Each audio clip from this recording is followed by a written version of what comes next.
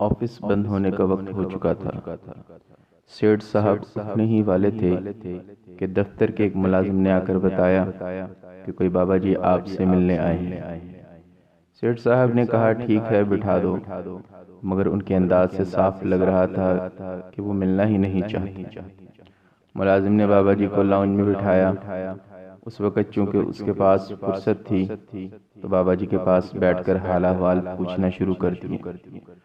باتوں باتوں میں پوچھا کہ آپ کہاں سے آئے ہیں؟ بابا جی نے کہا میں آپ کے سیٹھ صاحب کے گاؤں سے آیا ہوں، میں وہاں کا ڈاکیا ہوں۔ پھر کیا کوئی خط لے کر آئے ہو؟ نہیں بیٹا، میں بڑی مشکل میں ہوں۔ دراصل ہم پر کسی نے جھوٹا مقدمہ کروا دیا ہے۔ پولیس نے میرے بیٹے کو گرفتار کر لیا ہے۔ رمضان کا مہینہ ہے، چند دنوں بعد عید آنے والی ہے۔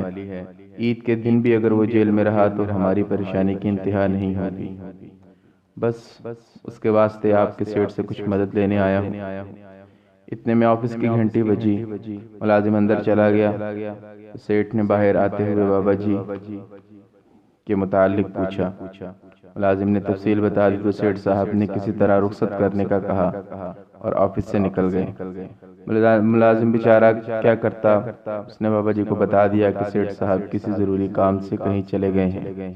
یہ سن کر بابا جی کے چہرے پر شدید اداسی چھا گئی۔ وہ بولے بیٹا، میں تو روزے کی حالت میں بڑی مشکل سے یہاں پہنچا ہوں، اور پھر ان کا سر جھکتا ہی چلا گیا۔ ملازم نے بابا جی کی حالت دیکھی تو وہ بھی رنجیدہ ہوتا چلا گیا، اور تو کچھ کر نہیں سکتا تھا۔ انہیں اپنے ساتھ لیا اور افطاری کروانے اپنے ایک کمرے پر مشتمل گھر لے آیا۔ گھر میں جیسے ہی داخل ہوئے تو بچے دوڑ کر آئے اور اپنے والد سے لپٹ گئے۔ والد نے کہا بیٹا، آپ کے دادا جی آئے ہیں، ان سے ملیں۔ بچے اسی جوش و خروش سے بابا جی سے ملنے لگے۔ افطاری کا انتظام کرنے کچن کی طرف گیا، اور جب باہر آ کر دیکھا تو بابا جی ننگے فرش پر بیٹھے تھے۔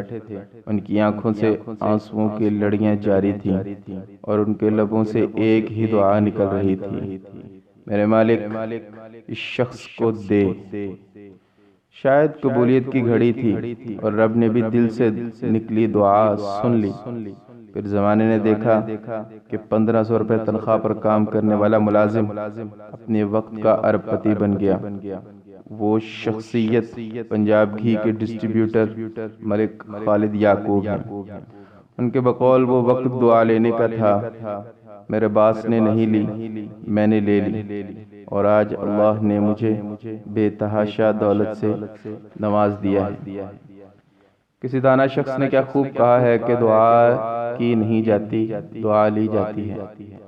دراصل خوش قسمت انسان بھی وہی ہیں جو دوسروں سے دعا نکلوا لیتے ہیں۔